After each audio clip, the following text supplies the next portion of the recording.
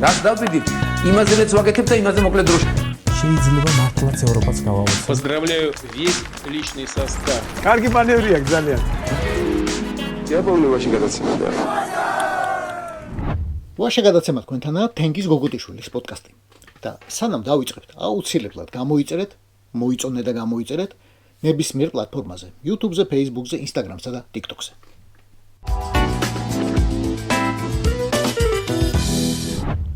დიქტატურებში წესია. მართველი პარტია რაღაცას მოიფიქრებს, მზარზე იმით გამოგიცხადებს და შენ ამას ტაშით ხვდები. ხანგრძლივი ტაშით, რომელიც მერე ოვაციაში გადადის.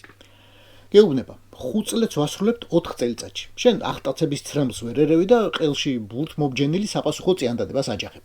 რატომ 4? მოდი 3 წელიწადში ვქნათ. იმასაც სიხარული იპყრობს და ყელში ბურთ გაჩხერილი ქნა ხვდება. კარგი.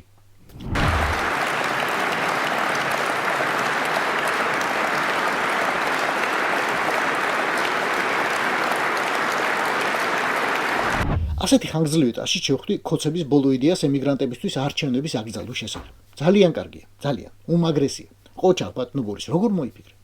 არა, ვიცი როგორც მოიფიქრეთ. ლუკაშენკას ეკაიხანია გაკეთებული აქვს, მაგრამ მაინც ყოჩა ხომ შეგვისრულე.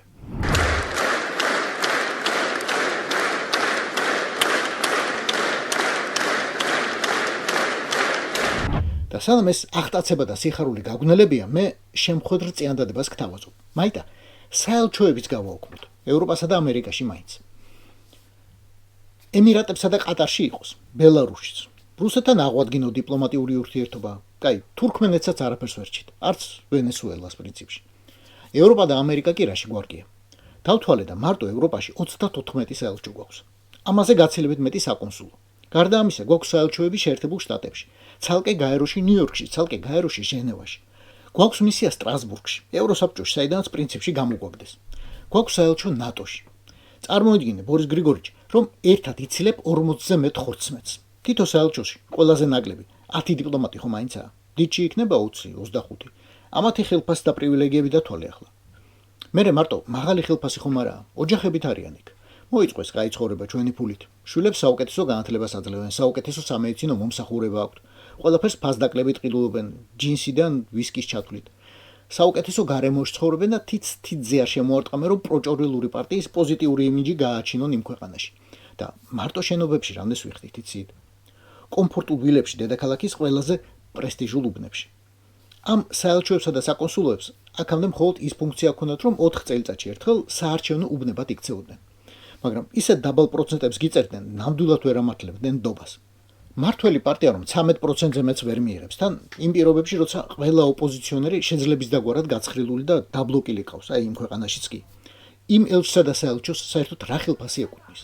დამით უმეტესა, რისთვის გვჭირდება ამდენი მუქთამჭამელი რეგვენი ძვირადღირებულ მივლინებაში, როცა აღარც მაგარჩევნებს ჩავატარებ და აღარც მაგ ტიპებს მიესვლებათ მასპინძელი ქვეყნების საგარეო საქმეთა სამინისტროებში თუ სადმე სხვაგან. მაინც უკეთეს შემთხვევაში სადავო ლეგიტიმაციის ხელისუფლების დიპლომატებს უწოდებენ, უარეში კი რუსული რეჟიმის წარმომადგენლებს, პირდაპირ ეუბნებიან. აგერ სამ ყველაზე რადიკალურად განწყობილ ბალტიურ ქვეყანაში ელჩის საერთოდ არ ყავს.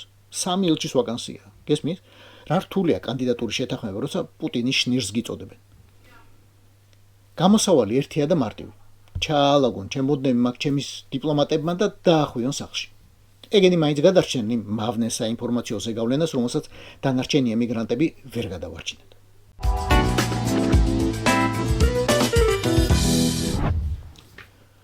გონი პირველად ვინანე, რატომ არ მომცა უფალმა მხატვრობის ნიჭი? რატომ არ დამაბერტყა უნარი შექმნა რამე, რაც საუკუნეებს თუ არა, აწლეულებს მაინც გაუძლებს. მაგალითად ისეთი როგორც მისცა ჯაკობ გროს, გერმანელ სკულპტორს, რომლის ქმნილებებმა ეხლა რო გითხრათ, პირველ ფიქრად გამიჩინა. ჩემთვის რომ ვინმეს ეთხოვა, ეკითხა, ხოცის ძეგლი როგორი უნდა იყოსო, აი, რას გააკეთებდი, ან როგორ დაინახავდიო. დავიწყე იაკობ გროსის ხელოვნების ნიმუშების თვალიერება და უცებ მომივიდა აღმაფრენა. მივხვდი როგორი შეიძლება იყოს ხოცის მონუმენტი და როგორი უნდა იყოს. ესაა იტალიელი ძეგლი. ალბათ ასე წარმოგიდგენია ყველას საშუალო სტატისტიკური იტალიელი. ყოველ შემთხვევაში ავტორს ნამდვილად ასე წარმოუდგენია. ამას ქვია პოლიტიკური მოვალეობა. ბუნებრივია რომ გერმანელისთვის შეიძლება ასე აღიქმებოდეს პოლიტიკური მოვალეობა. ჰაილჟესტით გაწვრილი ხელის მოჭრა. ამას ქვია welcome. კეთილი იყოს თქვენი მობრძანება. ძალადობის თემა ხელოვანისთვის რომ ახლოს იყოს აბსოლუტურად ბუნებრივია. მიიხატე ღიმილის სახეზე. სხვათა შორის ძალიან დროული და ძალიან აქტუალური მოწოდებაა, როდესაც სტრესულ დროსა და საზოგადოებაში ცხოვრობ. მით უმეტეს პოლიტიკოსებისთვის. გაითვალისწინეთ. ეს არის ავტოპორტრეტი. აქაც ყველაფერი გასაგებია. სრულყოფილების ზებნა და სხვა და სხვა და სხვა. ეს მართალი რომ გითხრათ, ქართული ოპოზიციის მინიშნება უფრო მგონია. პირველ რიგში ლელოსი ან გახარია თვალთხარიას. იმ პარტიების, იმ ძალებისა, რომლებმაც მოიჭრეს ფეხი და მოიჭრეს თავი ადამიანებამდე, ხალხამდე მისულიყვნენ. გაბრაზებულ მოქალაქემდე, რომლებიც ერთ წელია ქუჩაში დგანან. ეს ინსტალაცია ალბათ ეძღვნება იმ ქართველ ამომრჩეველს, ვინც დამოუკიდებლობის 35 წლის განმავლობაში ვერ გაარკვია, სად არის თეთრი და სად შავი. ვერ ისწავლა კეთილისა და ბოროტის გარჩევა. ვერ მიხვდა, ვის შეიძლება მისცეს ხმა და ვის შეიძლება ჩააბაროს ქვეყნის ბედიღბალი. ეს ზოგადად ამომრჩეველია ოპოზიციის. საბედნიეროდ ყველა არა, მაგრამ სამწუხაროდ ბევრი, ვინც ერთმანეთთან კინკლაობაში უფრო მეტ დროს ატარებს, ვიდრე რეალურ პრობლემასთან, რეალურ მოწინააღმდეგესთან, პროჭრვილელებთან ბრძოლაში. ეს თითქოს გავს ხოცებს, თვით სიყვარული ჰქვია. უცებ წარმოვიდგინე ვინმე ირაკლის არქოა, ან ირაკლი ყუბახიძე, თმას რომ ივარცხნის, სარკეში იყურება და ემზადება გამოსვლისთვის, ან კახა კალაძე, მაგარ ლასს რომ იყენებს იმედის სტუდიაში შესვლამდე, სანამ Deep State-ის ძაგებას შეუდგება. ხოცის ძეგლა ზოგადად ეს ესწავა. ეს ყველა იმ ვითომ კაცის ძეგლია, ვისთვისაც საკუთარი სამსახური სახელმწიფო თუ კერძო სტრუქტურაში უფრო მნიშვნელოვანია, ვიდრე საკუთარი შვილების, შვილთა შვილების ქვეყნის ბედი. ვინც თulis რომ მისი პირადი აქტიურობით არაფერი შეიცვლება. სხვა მიაქტიუროს, მე არა. მე პატარა კაცი ვარ, მე ვინრას მკითხავს. მეტყვიან თეთრიაო, უპასუხებ თეთრია. მეტყვიან შავია, უპასუხებ ხოლო შავი ყოფილა. რასაც ჩამძახებენ, ამომძახე. მეტყვიან ტაში დაუკარიო და დაუკრავ, სხვა რა გზა მაქვს. აი, ამ ინსტალაციამდე რომ მივედი, გამინათდა. აი, ძალიან ახლოს ვარ პროჭრვილელის მონუმენტის იდეასთან. სუსტად ასეთი მოტრიალე თითი წარმოვიდგინე, ოღონდ ცხვირში არა, სადმე სხვაგან. და სანამ თქვენ ენაზე გადგა და უპასუხებთ კითხვას, სად იტრიალებს თითს პროჭრვილელი, მისი ნამდვილი ძეგლიც აღმოჩნდა. ხოცის ხატი, ჯაკობ გროსესგან. მოგესალმებით, გაბატონებო და ბატონო. მივესალმებით ჩვენს თანამოქალაქეებს. დიდებული ადამიანები უძეგლო და უმუზეუმოდ არ უნდა იკარგებოდნენ. სულ მაწუხებს კითხვა, სად გავხსნათ ქოცების მუზეუმი. რა თქმა უნდა, ყველაზე ბუნებრივი და ღირსშესანიშნავი ადგილი არის ქალაქის თავზე, თაბორის მთის გასწორებ გორაზე, კონკავშირის ყოფილი ხეივნის გაგრძელებით. დიდებული შენობა, კონდიცირებით, ნახატებისთვის აუცილებელი რეჟიმის განათების, ტენიანობის შენარჩუნების დანადგარებით, ლამაზი პარკით, მანქანების მისასვლელით, ვერტფრენის დასაჯდომი მოედანიც კი ჰქონია. მოკლედ, საუკეთესო ადგილია. პრობლემა ისაა, რომ დროებით დაკავებულია. ჯერ კერძო საკუთრება ჰქვია. დროებით. მაგრამ სანამ ის სახლი გათავისუფლდება, უკვე გვაქვს ადგილი, სადაც შეგვიძლია განვათავსოთ დროებითი ექსპოზიცია მაინც. პირველი ექსპონატები. საქართველოს თბილისი, მოსაშვილის ქუჩა 10. მართალია ცოტა მაღლაა, ბოლო და ბოლოს წინა სართულია. სამაგიეროდ აქვს თავისი ბაღი და არც ფეხით მოგიწევს ათხლეშა. კომფორტული ლიფტი მუშაობს. ამიტომ კეთილი იყოს თქვენი მობრძანება ქართული ოცნების კორუფციის მუზეუმში. ეს არ იქნება მხოლოდ ოქროს ზოდების, ან ფულის ტომრების, ან მერსედესის ბრელოკების, ან ძვირიანი თოფების გამოფენა. ეს ინტერაქტიული მუზეუმი იქნება. დამთვალიერებლებს ექნება საშუალება გაესაუბრონ თვით კორუფციას, განსხეულებულს. თუ ეს ერთხელ სპეციალურ დღეებში პენტენციურ სამსახურთან შეთანხმებით, თქვენ გიმასპინძლებენ საქართველოს დამსახურებული კორუფციონერები. ირაკლი ღარიბაშვილი, გრიგოლ ილუაშვილი, ჯვანშერ ბურჭულაძე, რომეო მიქაუტაძე და სხვები და სხვები. ეს სია იფსება კიდევ. ეს შეხვედრები და ექსკურსიები ძალიან საინტერესო იქნება. თქვენ ძალიან ბევრს შეიტყობთ 2012-2025 წლების საქართველოს პოლიტიკურ და ეკონომიკურ ცხოვრებაზე, ბიზნესის წარმოების სპეციფიკასა და ქართულ ჯიგრულ პონტზე ზოგადად. მომავალში სახელმწიფოს წინსვლის პარალელურად ექსპოზიციას გამრავალფერუნდება და გიდების შემადგენლობაც შეივსება.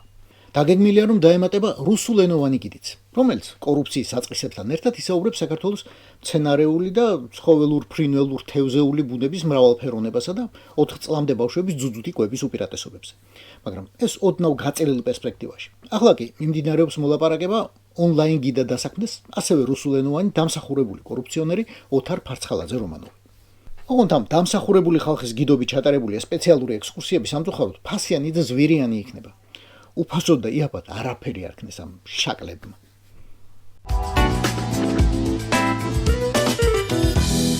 მე ხომ ვიცი როგორ ნერვიულობთ ყველანი ირაკლი ღარიბაშვილის ბედზე. მეც ნერვიულობ. როგორ დაგისკდათ გულები, როცა სასამართლომ 1 მილიონიანი გირაო დაუდგინა. ახლა კი მისმა ადვოკატმა გვამცნო, რომ გირაო გადახდილია. სახელმწიფომ იმ 1 მილიონში გაუყვითა ვაკის ბინა. ახლა მე თქვენ გაჩვენებთ ერთ საინტერესო დოკუმენტს. ეს არის თანამდებობის პირის ქონებრივი დეკლარაცია, რომელიც შევსებულია ირაკლი ღარიბაშვილის მიერ. როგორც ხედავთ, 2025 წლის 16 მარტს. დოკუმენტში ასახულია უძრავი ქონება, რაც ოფიციალურად აბადია საქართველოს ორგზის ყოფილ პრემიერ-მინისტრს, ირაკლი ღარიბაშვილს. აქედან ყველაზე საინტერესო არის ბინა, რომელიც ახლა ჩაუდია გირაოდ. დაიმახსოვრეთ რიცხვი 1 მილიონი. ვიცით, რომ კაცი მეცახელად ღატაკიშვილი ფლობს ორ ბინას ორ სართულზე მოსაშვილის ქუჩაზე და ამ დეკლარაციაში, დიახ, არის ორი ბინა მოსაშვილის ქუჩაზე 10 ნომერში, სხვადასხვა ფართობისა და სხვადასხვა ფასის. ერთი შედარებით მომცრო, თუ კი შუაგულ ვაკეში 159 კვადრატულ მეტრიან ბინა შეიძლება მომცრო დაერქვას. ეს მომცრო ღარიბაშვილს შეფასებული აქვს 185,000 ლარად. მეორე უფრო დიდი ბინა 170 კვადრატული მეტრი შეფასებული აქვს 221,000 ლარად. რომ გადაავლო თვალი ღარიბაშვილის წინა წლების დეკლარაციებს, 10 წლის წინაც, მაგალითად, ეს ბინები ამავე ფასად ჰქონდა შეფასებული და დეკლარირებული. 10 წელიწადში, რა თქმა უნდა, ბინების ფასი შეიცვალა, მაგრამ ღარიბაშვილისთვის დეკლარაციაზე ეს არ ასახულა. 2025 წელს, მას შემდეგ რაც ღარიბაშვილს შეექმნა სამართლებრივი პრობლემები, ასე რომ ვთქვათ, ეგრეთ წოდებული ანტიკორუფციული ბიუროს ხელმძღვანელმა რაჟდენმა, რომელსაც ახლა აუქმებენ, გამოაცხადა, რომ თურმე მის კანტორას შესწავლილი აქვს ორგზის ყოფილი პრემიერის ირაკლი ღარიბაშვილის 2025 წლის დეკლარაცია და მასში არანაირი კანონდარღვევა არ აქვს აღმოჩენილი.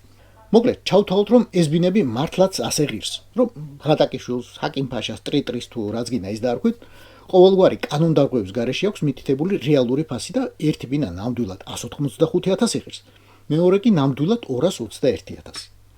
ამდენი მათემატიკა ქვეშ მიწერი თუ კალკულატორით თუ ჩოთქით იმედია ბატონმა რაჟდენმა იცის. ჩვენც ვიცით და ბორია ივანაშვილმა ხო იცის და იცის. და რამდენი გამოვა 2021 პლუს 185 406,000. ახლა ძალიან თუ გაიჭინთება ბორია სასამართლომ. ამას შეგვიძლია დაუმატოთ მაგალითად ღარიბაშვილის კიდევ ერთი ბინა, გაგარინის ქუჩაზე, რომელიც 100,000 ლარად აქვს შეფასებული. 506,000 ლარი. არასაცხოვრებელი ფართი, სავარაუდოდ სარდაფი, 6,700 ლარი, 512,700 ლარი. და კიდევ ერთი გარაჟი გონია საბურთალოზე 10,000 ლარი. ჯამი გამოდის 522,700 ლარი. ჭინთვით, მაგრამ ისე როგორ უნდა გაიჭინოს პროჭორილური მართლმსაჯულება, რომ 9 მილიონიანი ქონება 1 მილიონიან გირაო დაუთვალოს და ჩაუთვალოს. ისევ რაღაცას გვატყუებენ და გვაბოლებენ. კაი, ჩვენ თავი ჯანდაბას და მთავარია ბატონი ბორისი არ მოტყუდეს. სულ ხელებში უყუროს მისივე გამოზრდილა კრიმინალ შულერს. რაც დავდიდით, იმაზე რაც ვაკეთებ და იმაზე მოკლედ დროში. შეიძლება მართლაც ევროპაც გავავოცოთ. Поздравляю весь личный состав. კარგი მანევრია ძალიან. დიაბოლური ვაში გადაცემა და